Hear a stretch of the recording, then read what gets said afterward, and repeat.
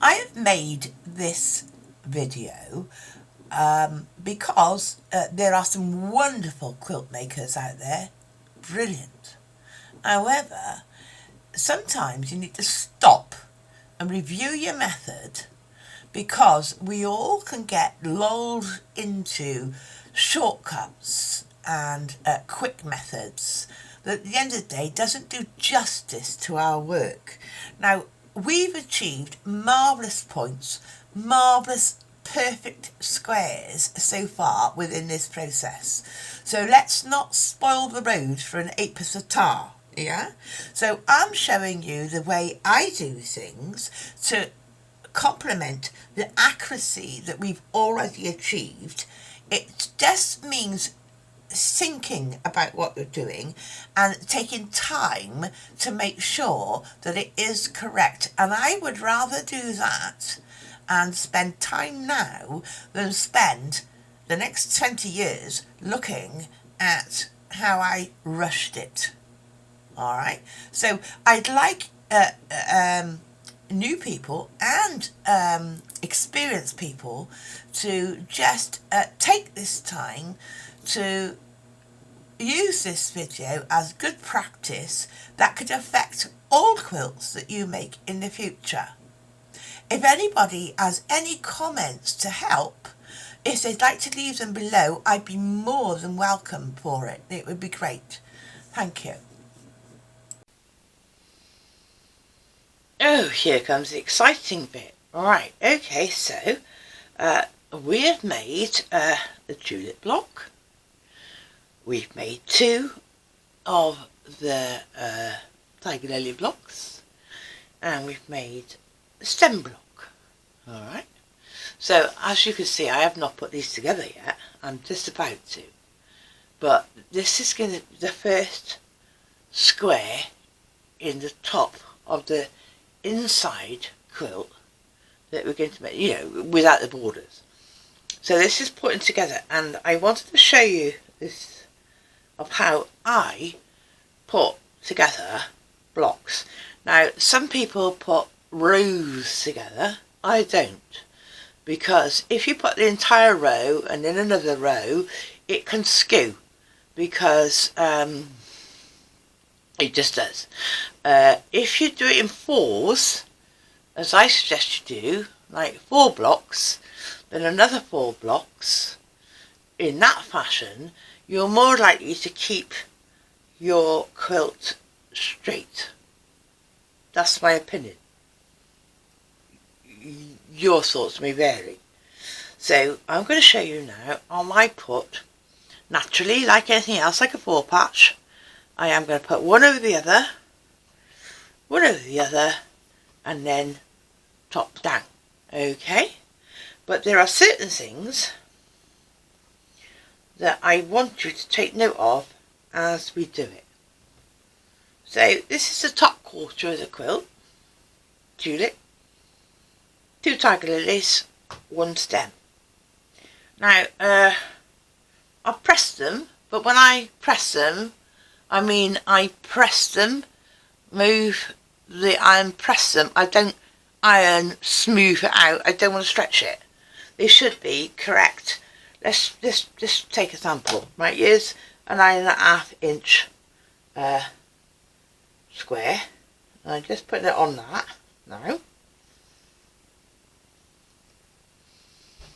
It's a 9.5 inch square, correct? Yeah. So that's it. As far as I'm concerned, that's what I was expecting. That's what it should be. That's what the paper tells you it should be. That's what they all should be. Okay. So now it's like any other 4 patch. So move those out of the way. I've got some wrong threads here. Bits of paper that I should have got out. But never mind about that. I'll come back to that at the end. So basically, what I'm looking to do now is to square at the top and square at the bottom, and most importantly for me, there's nothing to match, so I want to square up this right hand side,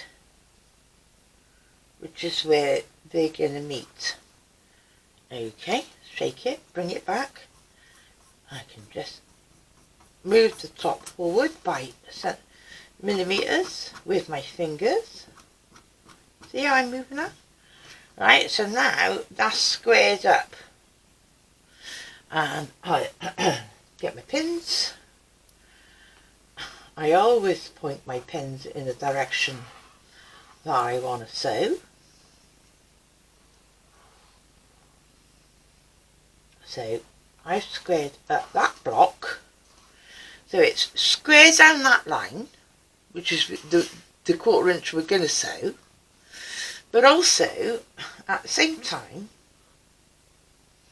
I will, in this instance, I put diagonally so that I know I'm not sewing this side, but I will square up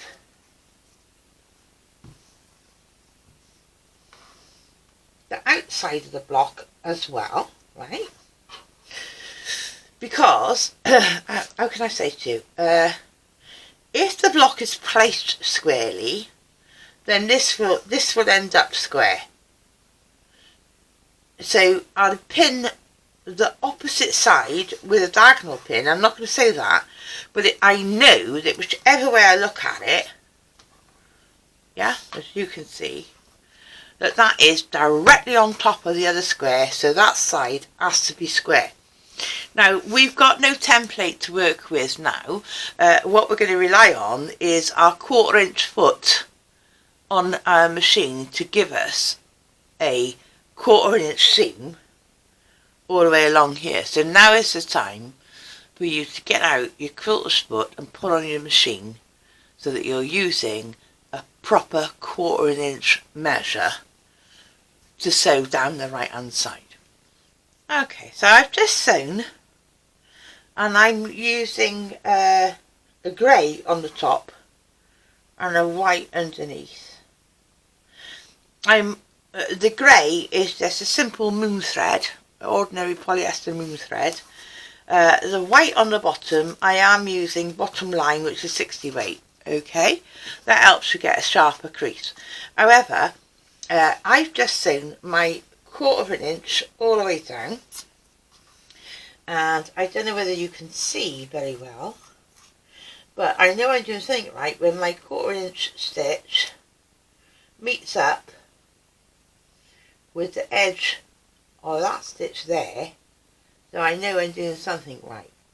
Okay, so now I can take my pins out. My diagonal pins is the edges I didn't want to show, and my straight pins are the edge that I did want to sew. I do this because if I prep things in front of myself, then I know that the way the pins are pointing is what I'm going to sew. If it's diagonal, I'm not going to sew it. Right?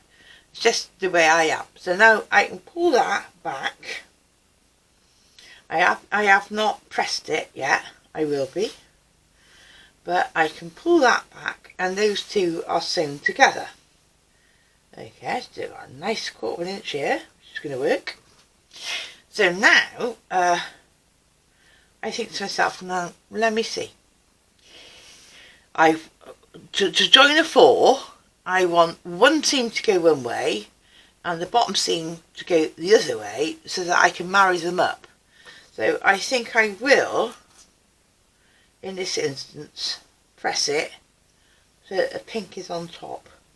Now, how you know how to press so that the pink, so it goes the way you want it to go, is you put the one that you want it to go the way on top, so that when you use your iron to peel back, that is the way that the seam will follow, right?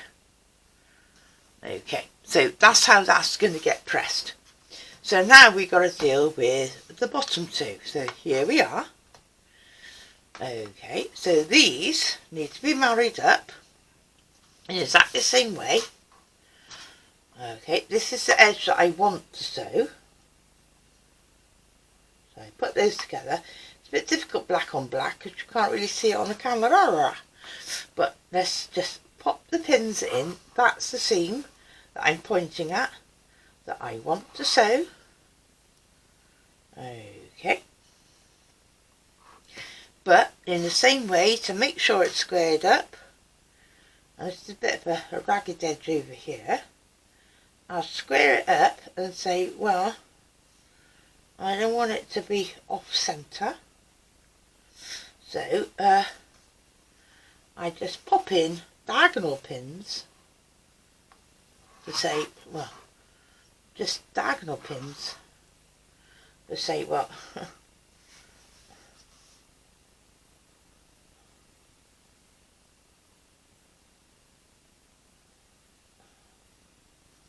that's what I want it to end up. Okay, so the pins that are facing towards the seam is the side that I'm going to sew. So I'm just going to do 1/4 inch down that way. Now I brought this back, and I want to say to you, let me bring this forward so you can really see it. I want to say to you, I've just done that 1/4 inch seam all the way down here. Yeah. Now this is the most important part, and I might, if I can, I might be able to zoom in on this, but I have sewn right through the apex of that point. That's how it should be if your machine is set up correctly. So I'll just take out my diagonal pins, it was just helping me, take out my pins that showed me which side I'm showing, and be able to run this back, open it up. Okay.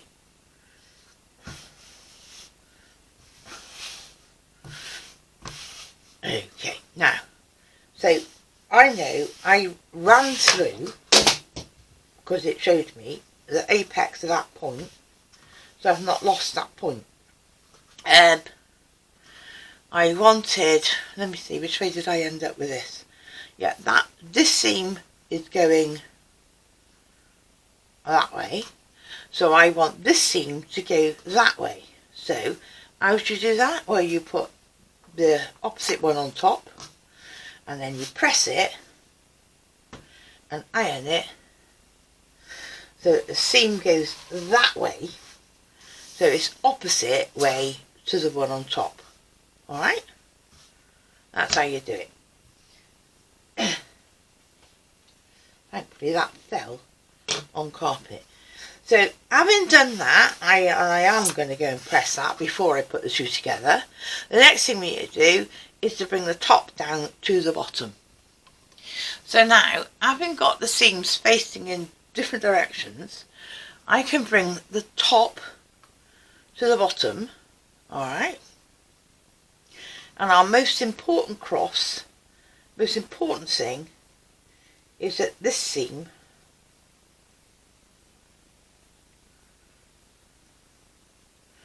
is married up with this seam, and I can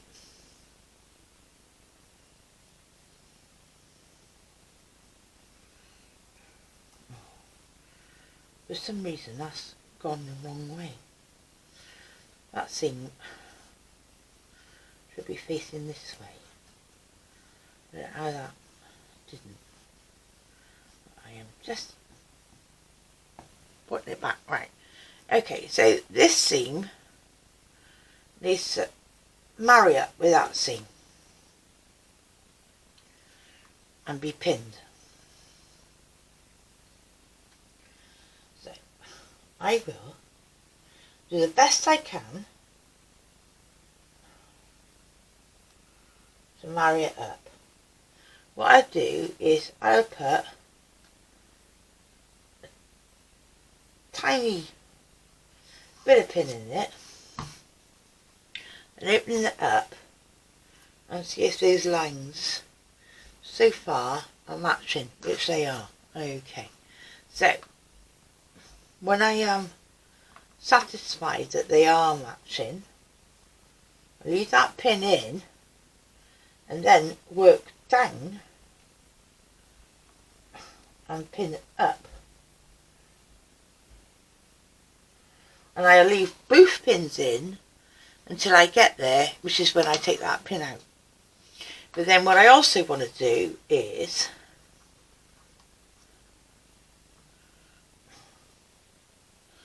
again, I want it all square. Alright. So I put diagonal pins in corners where I'm not going to sew.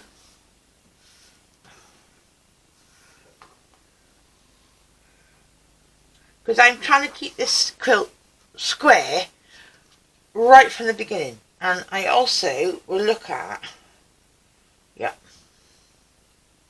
that line there. I'll put a cross pin there. Okay, I'm not going to sew it, not yet. But just put a cross pin there, and then the bits that I want to fold naturally and work, I'll put a directional pin in, because that's where I'm going to sew. Right, now,